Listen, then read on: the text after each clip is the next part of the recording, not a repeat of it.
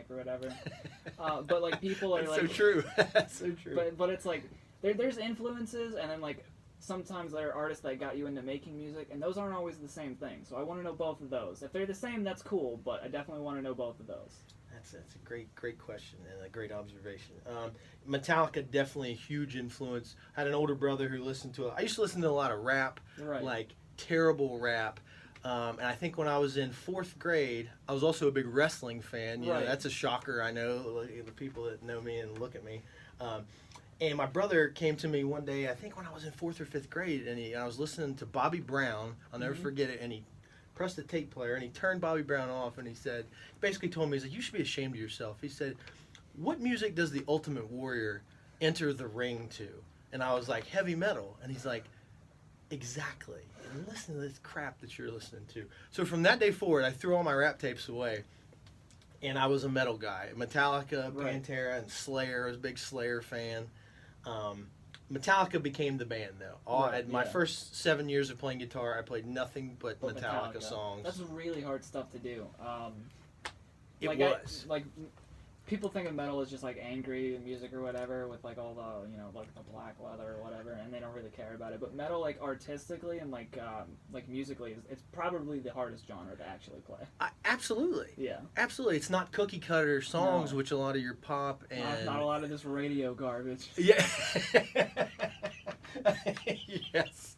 Yeah, it's true. I mean, There's a lot of good stuff on the radio. Sure, and I love it. I mean, I've grown to love. I love pop. I listen to rap now. I listen to country. Yeah. You gotta listen to everything if you want to like really create your own kind of thing. Because if you just like one genre or whatever, then you're really just making stuff that kind of exists.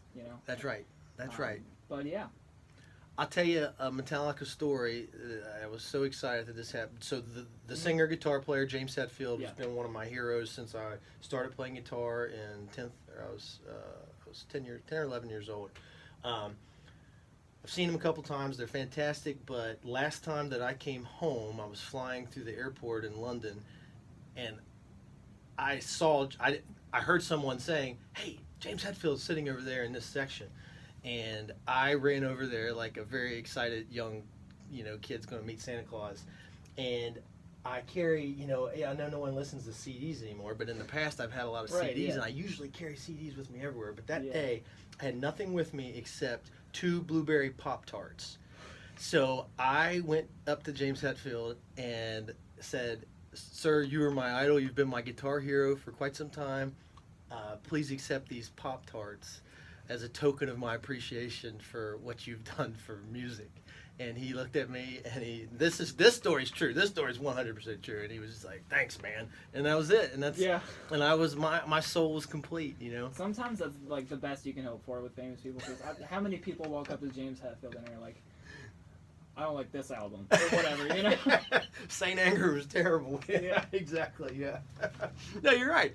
All I did was give him a gift. Yeah, Pop-Tarts are, They're kind of garbage, but yeah. but at least they were blueberry. At least it wasn't... Blueberry, brown sugar, cinnamon, overrated. Oh. Overrated. Oh, really? You'd say overrated? Yeah. Oh. Everyone's like, "Oh, brown sugar, cinnamon's the best." And it's like, I don't know. Wow. Kind of over it. Wow, you are a unique person, unique taste. So. I had them too much as a kid at my grandmother's house. Okay. It was always the brown sugar, cinnamon ones. And when you're like a kid and you're like, that's all you have, it's like, it gets old. Right, sure. Absolutely. If I had a normal upbringing, it'd be, Yeah, if you were, slumming away on strawberry, the strawberry with no icing on them like the rest of us, and then you get a brown sugar cinnamon with the icing. Sure. But I get it. What you're saying makes sense to me. I get it. All right, I think that's enough Pop-Tart talk for Sorry. now. No, that's my bad. Your story with the Pop-Tarts was cool. Sorry. No. But if you want to roll into another one, okay, feel free.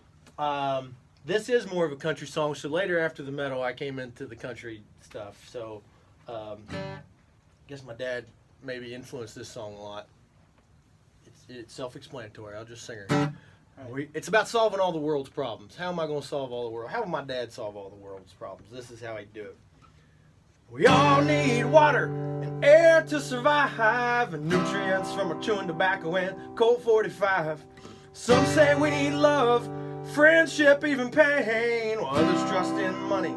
But but I think that's insane, 'cause I only need one thing to survive, and you can find it at a Walmart for $1.45. I'm talking about duct tape. You can bandage up a cut, I'm talking about duct tape. You can fix that crack in your butt, I'm talking about duct tape. There ain't nothing you can do, so quit your job, live your life, and go buy a roll or two.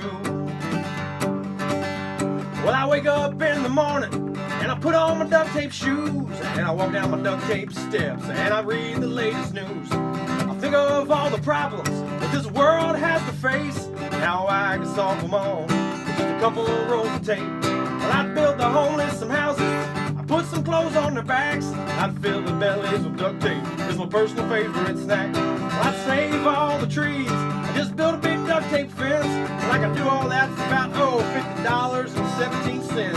So bring me all your problems, big, medium, small, and a couple more rolls of duct tape, and I will solve them all. I'm talking about duct tape.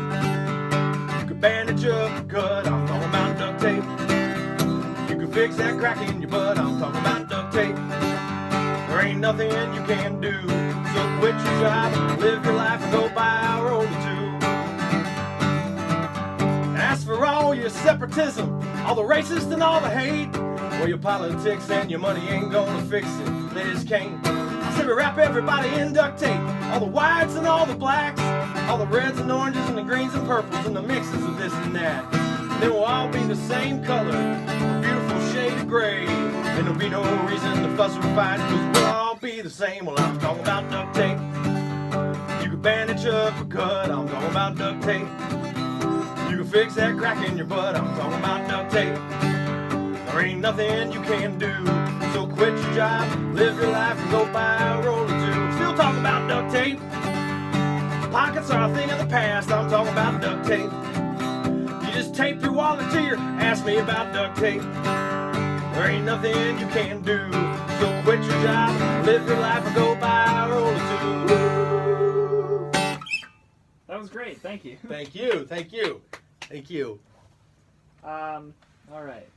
Another thing that you had brought up was the crazy small town, and where your mayor had a couple black bears that he would walk on leashes. This is true. Am I in the right message history? You were right. Okay.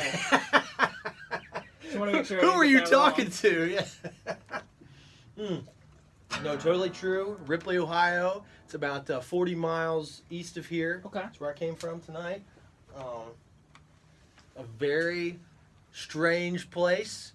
But a wonderful, wonderful place. It's kind of always said that people ask me like, "Oh, where's Ripley at?" And I tell you a good story about Ripley, Ohio. I have several videos on YouTube. If you just type in Ripley, all these videos will come up with me. But I can describe it best by it's kind of like the Vatican. Like they really answer to no one. Like I'm hesitant to say Ripley, Ohio, because it's really just Ripley, USA. Right, Ripley, Ohio, kind of like the Vatican. Kind of like the Vatican. They have our own rules. We do what we want. The mayor, when I was growing up, right, mayor had 2 black bears that lived in a corn silo behind his house. He lived in the middle of town. It's not like he lived out in the country. Right in the middle of town, you can just see these bears. He would take them out, walk them on leashes, take them fishing in his John boat. You could just see him going down the river with bears in the boat.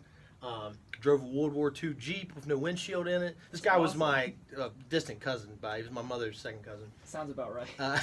But very interesting place, and that just kind of sums up the town. I wrote a book about Ripley. It's on Amazon. Really? Yeah, that's awesome. World Tobacco Festival. WTF World Tobacco Festival is the name of the book. That's a great title. We used to have this thing called the Tobacco Festival, right, where we celebrated tobacco like you would, you right, know. Yeah.